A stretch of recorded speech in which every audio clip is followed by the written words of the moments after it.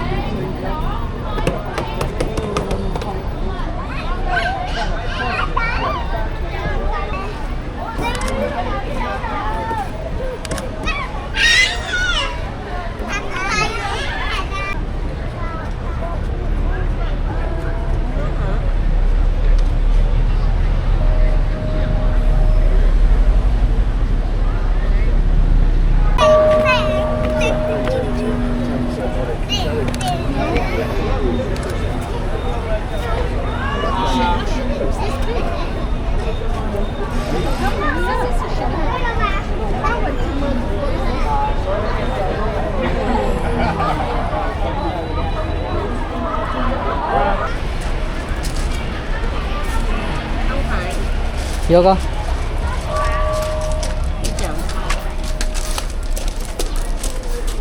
Rồi mấy chém đầu kìa. Ghê không? Mấy chém đầu. Chém cái đầu mắt cộng hả? Đúng rồi. Ghê vậy? Cô đứng sợ liền mấy chém đầu á. Đi con, vô dẫn vô đi. Vô đi con. Nè.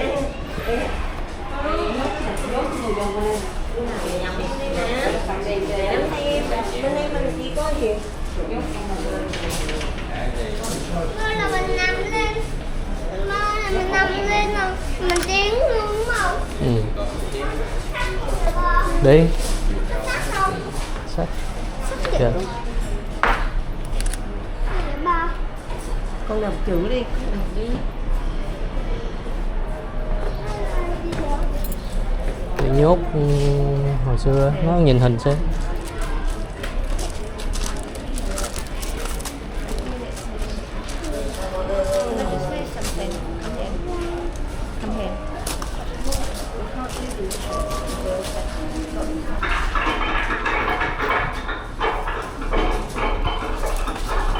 Con đứng vô đi, đứng vô, đứng đi, qua lại đứng đi.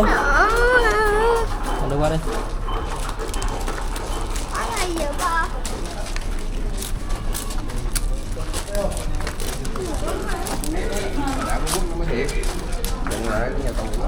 Có Phú Quốc rồi Phú Quốc thì còn ở trên đảo á, đảo nó lớn.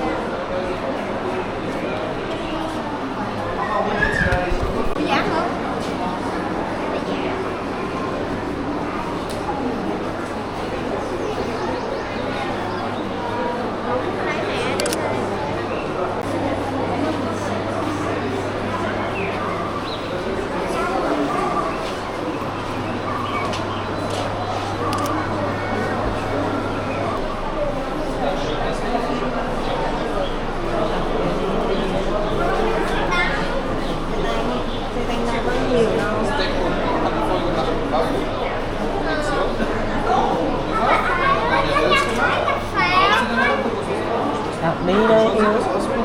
Đi đọc chữ.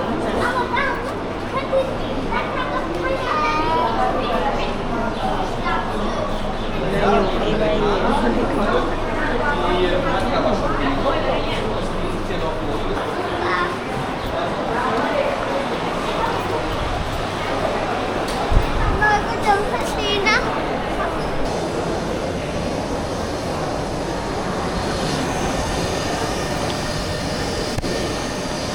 Đúng rồi.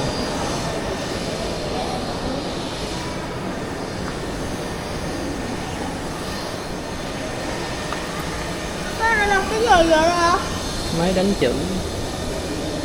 Cái tượng là cái bàn phím chứ. Bàn phím đánh chữ á. Đánh chữ ra giấy á.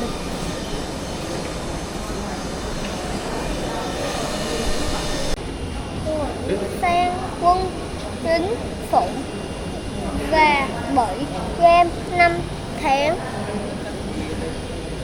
chân. Nghe con thấy tội ông nào quá.